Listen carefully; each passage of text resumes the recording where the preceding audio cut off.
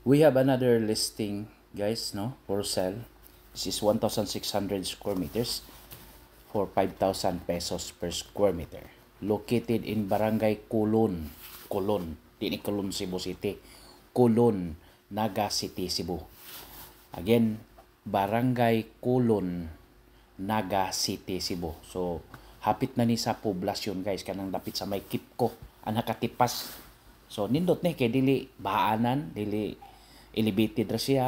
Nya pinataas, taas kay frontage, more or less nasa mga di mawagtang mga 50 meters, no, ang frontage niya. Dako man sad 1,600. Pina-elevated lang siya, guys. Nindot ni. It's good for residential. Or pwede gani mag-commercial ka dire. Yan, nag-elevate lang siya. Then tax declaration lang yun, mga barato-barato siya. 5,000 pesos per square meter. So, if ever, nagi mga hangyo-hangyo, final lang tapo, no? Basta maon ni siya nga property. This is really good for investment also. Mula ning invest. Although this is already a barangay road. One time man god nakaagi kog naga sa una. Diri mi nangagi kay murag expire, dili expire akong registro. Kuan lang kanang kulang accessories na LTO nag-atang sa highway.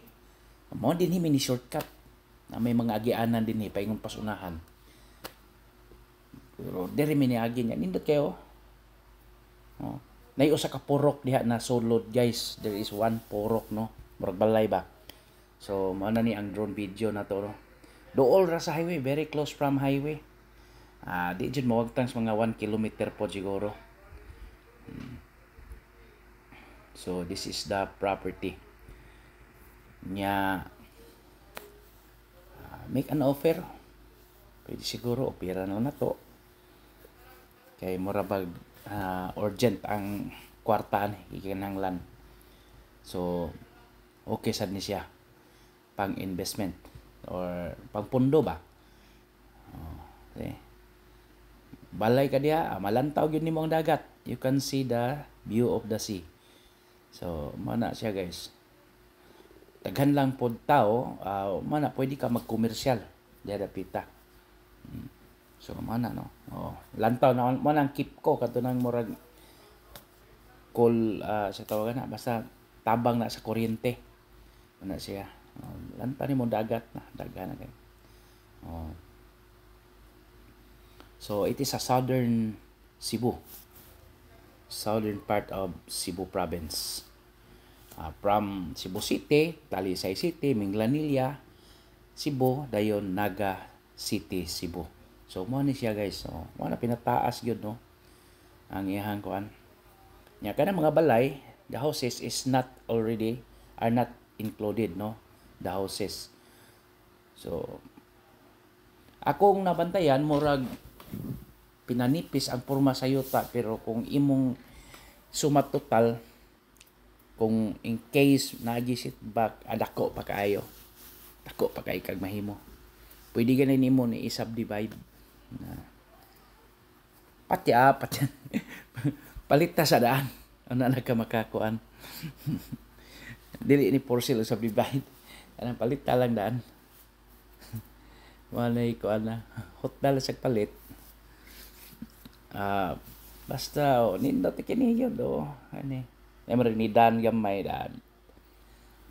Temporary ra na ipurok ni balay usa diha purok. So nindot okay ba yapon? Dili lang siya titulado, pero at least along barangay concrete road. So nindot kayo. Very nice. So sayo naman ning tax deed, apply rin mo title sa DNR. Total buhi man ang owner's husband and wife are still alive. Buhi. Okay. For inquiries, just contact me and please subscribe our YouTube channel. Then if you have properties for sale, just submit it to us. Then we'll help you sell your property. Ay message na rin ako. Tabangan ta mo baligya. Okay. Anak magining kitong kinabuhi.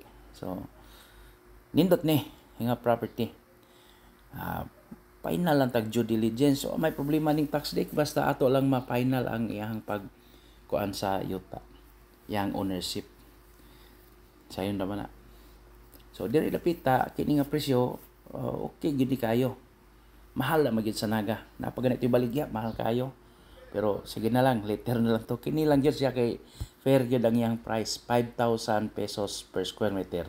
And the size is 1,600 square meters. Yeah. Yung mga bata urgent sale or rush sale.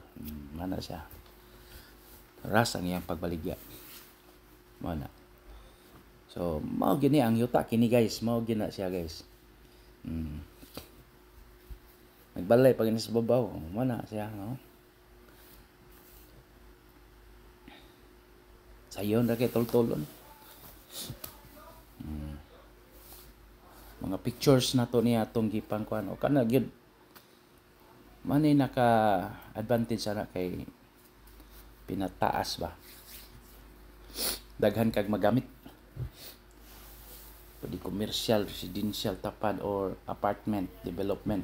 Pwede ka maghimog apartment ya guys. Kay baw man ka nga daghan na kayong kuan diha, mga subdivision, mga improvements ba, dahil industrial mana. So mo ni porma sa yuta guys. So sa gilimpyuhan pa ni sa owner, no, mo ni siya picture ni sa una, no, mao gini ang porma, no, mana siya. Galibit siya gamay o kana nindot yung plastada. Okay, again, thank you and God bless to all. Happy viewing. Bye.